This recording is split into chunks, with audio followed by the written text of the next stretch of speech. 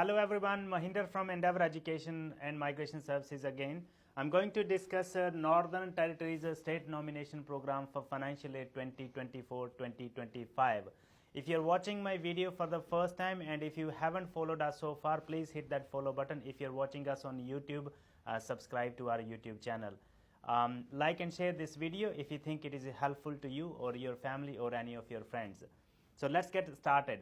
So Northern Territory has received 800 places for 491 and 800 places for 190, which is a number higher than last financial year, which is great for everyone. So nomination program for Northern Territory is divided into offshore and onshore. They are also open for offshore.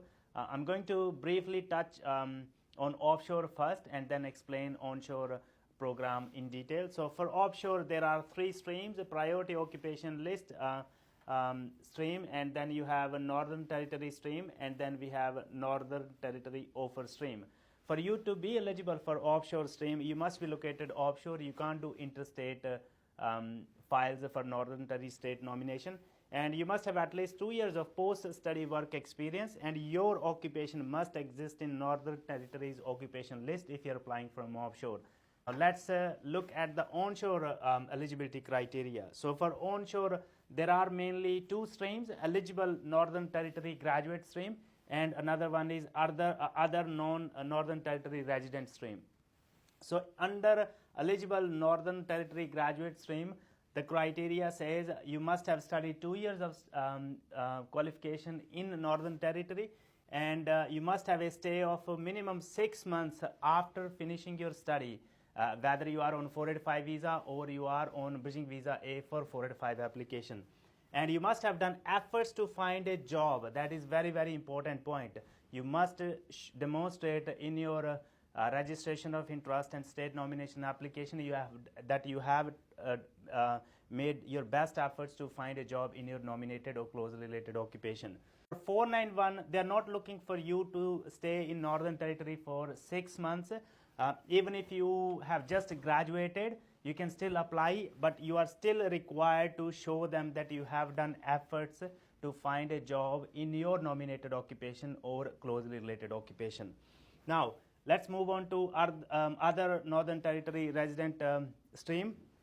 So if you are not a Northern Territory graduate, but if you moved to Northern Territory from other states, you are required to have at least 2 years of residence for 190 in Northern Territory, and you are required to have 2 years of employment in your occupation or related occupation. In this case, it is a related occupation. So that is the primary requirement, and the job that you are currently in should be available for next 12 months as well. And for 491, your residence requirement is only 12 months, and out of those 12 months, you must have been working for last 6 months in your nominated occupation or related occupation. So this is just the basic criteria. There are other requirements as well. You have to declare to the Northern Territory government that you are interested in Northern Territory nomination for certain reasons, and you should also have financial capacity to sustain Northern Territory as well. So you have to provide all those declarations. So Northern Territory has a ROI system as well. So you are first required to do registration of interest, and once they're happy and if they invite you, then you put the state nomination application, and then obviously visa application if you get accepted.